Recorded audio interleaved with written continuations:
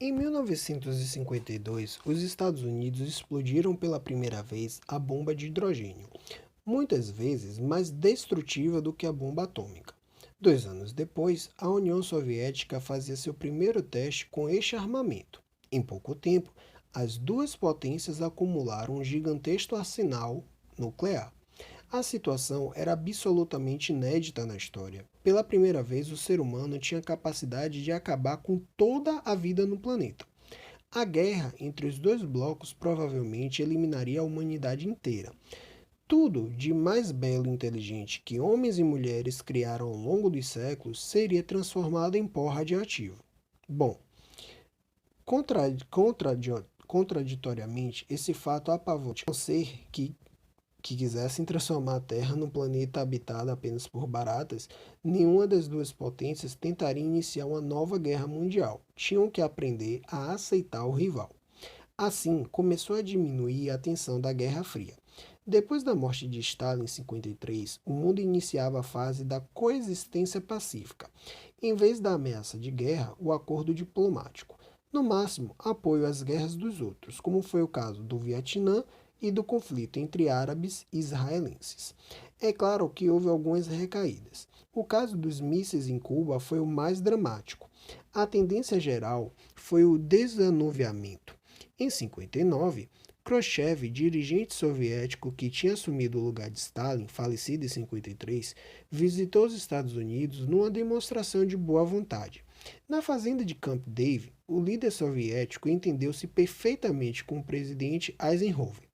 Começaram, beberam, fizeram piadas, bom, enfim, tudo para simbolizar a nova era de entendimento entre os dois países.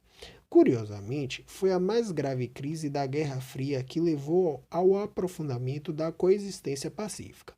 Depois de visitar os Estados Unidos, Khrushchev, líder soviético que assumiu em 56 depois da morte de Stalin, convidou o presidente dos Estados Unidos, Eisenhower, para ir até a União Soviética.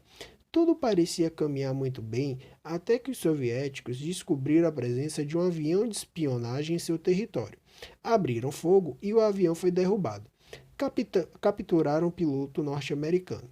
Furioso, Khrushchev cancelou o convite a Eisenhower. Em 59, aconteceu a Revolução Cubana, liderada por Fidel Castro. 2 anos depois, Cuba se tornava um país socialista a apenas 150 quilômetros da Flórida. O governo norte-americano reagiu com boicote, atentados terroristas e apoio a uma tentativa fracassada de invasão em 61 na Baía dos Porcos. Em 62, a espionagem americana descobriu que os soviéticos instalaram mísseis nucleares em Cuba. Naquela época, os mísseis tinham que ficar próximos dos alvos. Começou a apavorante crise dos mísseis em Cuba. Ameaçado indiretamente, o governo norte-americano ordenou o bloqueio naval. De repente, vasos de guerra dos Estados Unidos e da União Soviética se viram frente a frente no meio do Mar do Caribe. Quase estourou a Guerra Mundial. Na hora H, houve um acordo entre os dois países e o planeta, enfim, pôde respirar aliviado. O presidente dos Estados Unidos, Kennedy, no discurso famoso, esclareceu que não apreciava os comunistas, mas tinha que conviver com eles, porque uma guerra mundial acabaria com toda a humanidade. Eis a justificativa principal para a política de coexistência pacífica.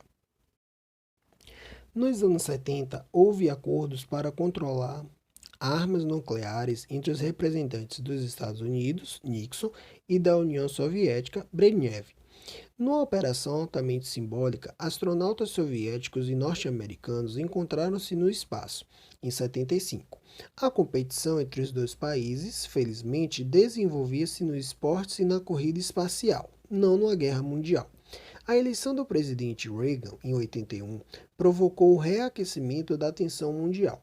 Para superar a crise econômica, o governo dos Estados Unidos investiu maciçamente na compra de armamentos. A economia soviética não pôde acompanhar esses gastos militares.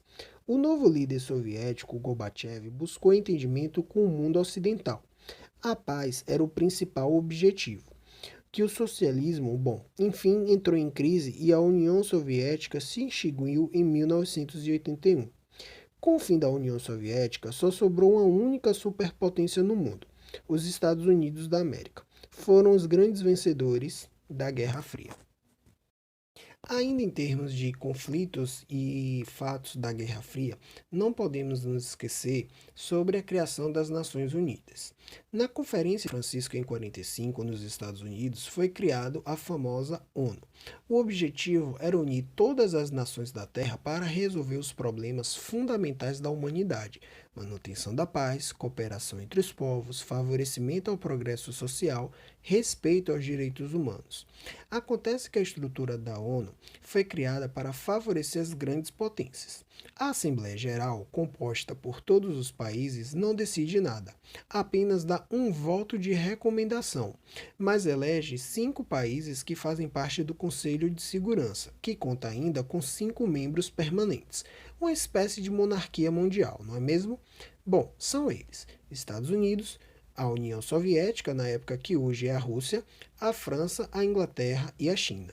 Qualquer um desses 5 membros permanentes, e somente eles, pode vetar uma decisão do Conselho. Resultado: nada pode ser feito se uma grande potência se sentir ameaçada. Por exemplo, toda vez que a União Soviética pedia sanções contra o regime racista da África do Sul, os Estados Unidos e a Inglaterra vetavam. Do mesmo modo, a União Soviética não hesitou em distribuir vetos alegando proteção contra o imperialismo.